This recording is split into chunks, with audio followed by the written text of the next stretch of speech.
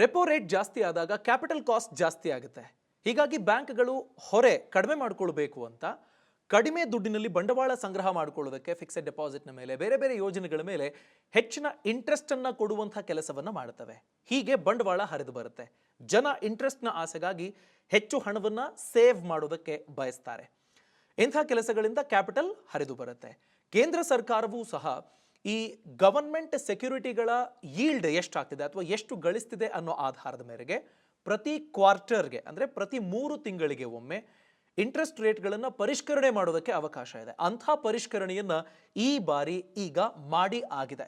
ಹಾಗಾದ್ರೆ ಕೇಂದ್ರ ಸರ್ಕಾರ ಈ ಬಾರಿಯ ಪರಿಷ್ಕರಣೆಯಲ್ಲಿ ಯಾವ್ಯಾವ ಯೋಜನೆಗಳಿಗೆ ಎಷ್ಟು ಇಂಟ್ರೆಸ್ಟ್ ರೇಟನ್ನು ಗಿಫ್ಟ್ ಆಗಿ ಕೊಡ್ತಾ ಇದ್ದಾವೆ, ಆ ರೇಂಜ್ ಅನ್ನು ನಾವು ಗಮನಿಸಿಕೊಂಡ್ರೆ ಒಟ್ಟು 5 ಯೋಜನೆಗಳಲ್ಲಿ ಹತ್ತತ್ರ 30 ಬೇಸಿಸ್ ಪಾಯಿಂಟ್ಗಳವರೆಗೆ ರೇಸ್ ಅನ್ನ ಕೇಂದ್ರ ಸರ್ಕಾರ ಇಂಟ್ರೆಸ್ಟ್ ರೇಟ್ನಲ್ಲಿ ಮಾಡಿದೆ. ಅಲ್ಲಿಗೆ ನಿಮಗೆ ಹೆಚ್ಚಿನ ಇಂಟ್ರೆಸ್ಟ್ ರೇಟು ನೀವು ಮಾಡುವಂತಹ ಹೂಡಿಕೆ ಮೇಲೆ ಸಿಗುತ್ತೆ.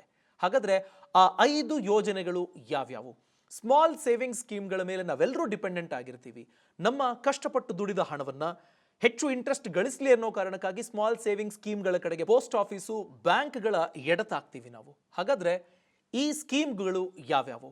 ಆ 5 ಯೋಜನೆಗಳಲ್ಲಿ ಯಾವ ರೀತಿಯಾದ ಇಂಟ್ರೆಸ್ಟ್ ರೇಟ್ನ ಬದಲಾವಣೆ ಆಗಿದೆ, ಎಷ್ಟು ನಮಗೆ ಲಾಭ ಸಿಗುತ್ತೆ ಅನ್ನೋದನ್ನ ಈ ವಿಡಿಯೋದಲ್ಲಿ ಡೀಟೇಲ್ ಆಗಿ ತಿಳ್ಕೊಳ್ತಾ ಹೋಗೋಣ. ನಮಸ್ಕಾರ, ನಾನು ಅಭಿಷೇಕ್ ರಾಮಪ್ಪ. ನೀವು ನೋಡ್ತಿದ್ದೀರಿ ವಿಸ್ತಾರ ಮನಿ ಪ್ಲಸ್.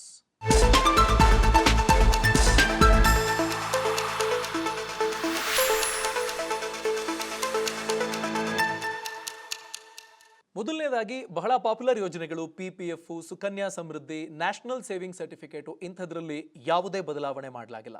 ಪ್ರಮುಖವಾಗಿ ಬದಲಾವಣೆ ಆಗಿರುವ ಯೋಜನೆಗಳ ಬಗ್ಗೆ ತಿಳ್ಕೊಳ್ತಾ ಹೋಗೋಣ. ಮೊದಲಿಗೆ ಸೀನಿಯರ್ ಸಿಟಿಸನ್ ಸೇವಿಂಗ್ ಸ್ಕೀಮ್. ಇದರಲ್ಲಿ 7.4% ಇದ್ದ ಇಂಟ್ರೆಸ್ಟ್ ರೇಟನ್ನು 20 ಬೇಸಿಸ್ ಪಾಯಿಂಟ್ ಎಕ್ಸ್ಟ್ರಾ ಮಾಡಿ 7.6%ಗೆ ತರಲಾಗಿದೆ.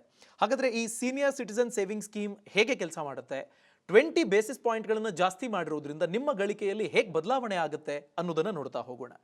ಈ ಯೋಜನೆಯಲ್ಲಿ ಸೀನಿಯರ್ ಸಿಟಿಸನ್ಸ್ ಹಾಗೇನೆ ಕೆಲ ಎಕ್ಸೆಪ್ಷನ್ಸ್ ಇದ್ದಾವೆ, ಅವರುಗಳು ಮಾತ್ರ ಹೂಡಿಕೆಯನ್ನು ಮಾಡೋದಕ್ಕೆ ಸಾಧ್ಯ. 60 ವರ್ಷ ವಯಸ್ಸು ಆಗಿರಬೇಕು ಅಥವಾ ಬೇರೆ ಕಂಡೀಷನ್ಸ್ ಇದ್ದಾವೆ. ಆ ಕಂಡೀಷನ್ಸ್ ಅನ್ನ ನೀವು ಸ್ಯಾಟಿಸ್ಫೈ ಮಾಡಿದ್ರೆ ಈ ಸ್ಕೀಮ್ನಲ್ಲಿ ನೀವು ಹಣ ತೊಡಗಿಸೋದಕ್ಕೆ ಅವಕಾಶ ಇದೆ. ಇದರಲ್ಲಿ ಒನ್ ಟೈಮ್ ಪೇಮೆಂಟು 15 ಲಕ್ಷ ರೂಪಾಯಿ ಮ್ಯಾಕ್ಸಿಮಮ್, ಅಲ್ಲಿವರೆಗೆ ನೀವು ಇನ್ವೆಸ್ಟ್ ಅನ್ನು ಮಾಡೋದಕ್ಕೆ ಸಾಧ್ಯ. 5 ವರ್ಷ ಲಾಕ್ಡ್ ಇನ್ ಇರುತ್ತೆ. ನಿಮಗೆ ಒಂದು ವರ್ಷದಲ್ಲಿ 4 ಬಾರಿ ಇಂಟ್ರೆಸ್ಟ್ ಅನ್ನ ಕ್ರೆಡಿಟ್ ಮಾಡ್ತಾರೆ. ಅಂದ್ರೆ ಪ್ರತಿ ಕ್ವಾರ್ಟರ್ಗೆ ನಿಮಗೆ ಇಂಟ್ರೆಸ್ಟ್ ಕ್ರೆಡಿಟ್ ಆಗ್ತಾ ಹೋಗುತ್ತೆ.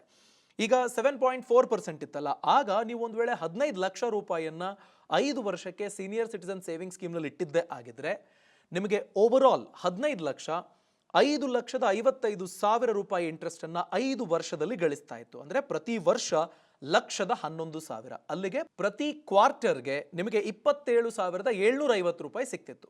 ಅಲ್ಲಿಗೆ ಪ್ರತಿ ತಿಂಗಳಿಗೆ ಅಂತ ನಾವು ಲೆಕ್ಕ ಹಾಕೊಂಡ್ರೆ ಕ್ರೆಡಿಟ್ ಆಗೋದು 3 ತಿಂಗಳಿಗೊಮ್ಮೆ, ನಾವು ಪ್ರತಿ ತಿಂಗಳಿಗೆ ಅಂತ ಡಿವೈಡ್ ಮಾಡಿಕೊಂಡ್ರೆ 9,250 ರೂಪಾಯಿ ಸಿಗ್ತಾ ಇತ್ತು ಈ ಹಿಂದೆವರೆಗೆ. ಅಂದರೆ 7.4%ನಂತೆ. ಈಗ 7.6%ನಂತೆ 5 ವರ್ಷದಲ್ಲಿ 5,70,000 ಓವರ್ ಆಲ್ ಇಂಟ್ರೆಸ್ಟ್ ಗೇನ್ ನಿಮಗೆ ಸಿಗುತ್ತೆ. ಪ್ರತಿ ವರ್ಷ 1,14,000. ಪ್ರತಿ ಕ್ವಾರ್ಟರ್ಗೆ 28,500 ರೂಪಾಯಿ ನಿಮ್ಮ ಅಕೌಂಟಿಗೆ ಬರುತ್ತೆ. ಪ್ರತಿ ತಿಂಗಳಿಗೆ ಅಂತ ನಾವು ಲೆಕ್ಕ ಹಾಕೊಂಡ್ರೆ 9,500 ರೂಪಾಯಿ. ಅಂದರೆ ಓವರ್ ಆಲ್ 15,000 ರೂಪಾಯಿಯಷ್ಟು ಎಕ್ಸ್ಟ್ರಾ ಲಾಭ ನಿಮಗೆ ಸಿಗುತ್ತೆ. 7.4 ನಿಂದ 7.6ಗೆ ಸೀನಿಯರ್ ಸಿಟಿಸನ್ ಸೇವಿಂಗ್ ಸ್ಕೀಮ್ನಲ್ಲಿ ಇಂಟ್ರೆಸ್ಟ್ ರೇಟ್ ಜಾಸ್ತಿ ಆಗ್ತಿರೋ ಕಾರಣಕ್ಕಾಗಿ. ಇಂಟ್ರೆಸ್ಟ್ ರೇಟ್ ಜಾಸ್ತಿ ಆಗ್ತಿರುವ ಮುಂದಿನ small saving scheme post office monthly income scheme. ಇದು ಹೇಗೆ ಕೆಲಸ ಮಾಡುತ್ತೆ ಅನ್ನೋದ್ರ ಬಗ್ಗೆ ಒಂದು ಡಿಟೇಲ್ಡ್ ವಿಡಿಯೋ ಈಗಾಗಲೇ ನಾವು ಮಾಡಿದ್ದೀವಿ. ಈ ಲಿಂಕ್ ಅನ್ನು ಕ್ಲಿಕ್ ಮಾಡೋ ಮುಖೇನ ನೀವು ಈ ವಿಡಿಯೋವನ್ನು ಗಮನಿಸಬಹುದು. Post office monthly income scheme ಹೇಗೆ ಕೆಲಸ ಮಾಡುತ್ತೆ ಅನ್ನೋದನ್ನ ತಿಳ್ಕೊಳ್ಳೋದಕ್ಕೆ. ಇದರಲ್ಲಿ 6.6% ಇದ್ದದನ್ನು 6.7%ಗೆ ಇಂಟ್ರೆಸ್ಟ್ ರೇಟ್ ಹೈಕ್ ಮಾಡಲಾಗಿದೆ. ಅಂದರೆ 10 ಬೇಸಿಸ್ ಪಾಯಿಂಟ್ನಷ್ಟು ಏರಿಕೆ ಮಾಡಲಾಗಿದೆ. ನೆನಪಿರಲಿ, 100 ಬೇಸಿಸ್ ಪಾಯಿಂಟ್ ಅಂದರೆ 1% ಎಕ್ಸ್ಟ್ರಾ. ಇತ್ತೀಚೆಗೆ ನೀವು ರೆಪೋ ರೇಟ್ ಗಮನಿಸಿದ್ದೀರಿ, 50 ಬೇಸಿಸ್ ಪಾಯಿಂಟ್ ಅಂದರೆ ಅರ್ಧ ಪರ್ಸೆಂಟೇಜ್ನಷ್ಟು ಏರಿಕೆ ಮಾಡಿದ್ದಾರೆ ಅಂತ. 100 ಬೇಸಿಸ್ ಪಾಯಿಂಟ್ 1% ಅನ್ನೋ ಲೆಕ್ಕ. ಸೊ 10 ಬೇಸಿಸ್ ಪಾಯಿಂಟ್ ಅಂದರೆ 0.1%ನಷ್ಟು ಏರಿಕೆ ಮಾಡಲಾಗಿದೆ. ಇದು ಹೇಗೆ ಕೆಲಸ ಮಾಡುತ್ತೆ ಅಂತಂದರೆ ನಿಮಗೆ 4.5 ಲಕ್ಷ ರೂಪಾಯಿ ಇಂಡಿವಿಜುವಲ್ ಅಕೌಂಟ್ನಲ್ಲಿ ಅಥವಾ ಜಾಯಿಂಟ್ ಅಕೌಂಟ್ನಲ್ಲಿ 9 ಲಕ್ಷ ರೂಪಾಯಿಯನ್ನ 5 ವರ್ಷಕ್ಕೆ ನೀವು ಲಾಕ್ಡ್ ಇನ್ ಪೀರಿಯಡ್ಗೆ ಇನ್ವೆಸ್ಟ್ ಮಾಡಬೇಕಾಗುತ್ತೆ ಪೋಸ್ಟ್ ಆಫೀಸ್ ಮಂತ್ಲಿ ಇನ್ಕಮ್ ಸ್ಕೀಮ್ನಲ್ಲಿ. ಸೊ ಇದರ ಇಂಟ್ರೆಸ್ಟ್ ನಿಮಗೆ ಪ್ರತಿ ತಿಂಗಳು ನಿಮ್ಮ ಅಕೌಂಟಿಗೆ ಬರ್ತಾ ಹೋಗುತ್ತೆ. ಸೊ ಈ ಹಿಂದಿನ ಇಂಟ್ರೆಸ್ಟ್ ರೇಟ್ನ ಪ್ರಕಾರ 4.5 ಲಕ್ಷ ನೀವು ಇಟ್ಟಿದ್ದೆ ಆದರೆ ನಿಮಗೆ 2,475 ರೂಪಾಯಿ ಪ್ರತಿ ತಿಂಗಳು ನಿಮ್ಮ ಅಕೌಂಟಿಗೆ ಬರುತ್ತೆ. ಒಂದು ವೇಳೆ ನೀವು 9 ಲಕ್ಷ ರೂಪಾಯಿ ಇಟ್ಟಿದ್ದೆ ಆದರೆ 4,950 ರೂಪಾಯಿ ಪ್ರತಿ ತಿಂಗಳು ನಿಮ್ಮ ಕೈಗೆ ಸಿಗ್ತಾ ಹೋಗುತ್ತೆ. ಒಂದು ವೇಳೆ ಆ 5 ವರ್ಷಕ್ಕೂ ಮುಂಚೆ ನೀವು ವಿತ್ಡ್ರಾ ಮಾಡ್ಕೊಳ್ಬೇಕು ಅಂತಂದರೆ ಪೆನಾಲ್ಟಿ ಕಟ್ಟಬೇಕಾಗುತ್ತೆ. ಆ ಬಗ್ಗೆ ಡೀಟೇಲ್ಡ್ ಆಗಿ ನೀವು ಬೇರೆ ವಿಡಿಯೋದಲ್ಲಿ ಮಾಹಿತಿಯನ್ನು ತಿಳ್ಕೊಳ್ಬಹುದು.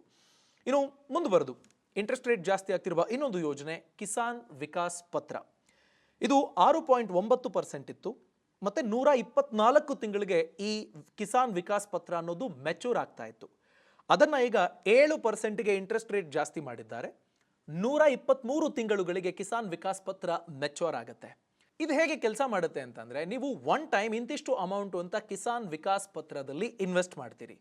ಅದು 124 ತಿಂಗಳುಗಳಿಗೆ ಈ ಮುಂಚೆ ಮೆಚೂರ್ ಆಗ್ತಿತ್ತು, ಅಂದರೆ ಡಬಲ್ ಆಗ್ತಿತ್ತು ಹಣ. 124 ತಿಂಗಳುಗಳಲ್ಲಿ 6.9% ಇಂಟ್ರೆಸ್ಟ್ ರೇಟ್ನಂತೆ 5,000 ರೂಪಾಯಿ ಇಟ್ಟಿರ್ತೀರಿ. 124 ತಿಂಗಳು ಅಂದರೆ 10 ವರ್ಷ 4 ತಿಂಗಳು ಅಂತ. ವರ್ಷಕ್ಕೆ 12 ತಿಂಗಳು, 120 ತಿಂಗಳು ಅಂದರೆ 10 ವರ್ಷ, 124 ತಿಂಗಳು ಅಂದರೆ 10 ವರ್ಷ 4 ತಿಂಗಳು.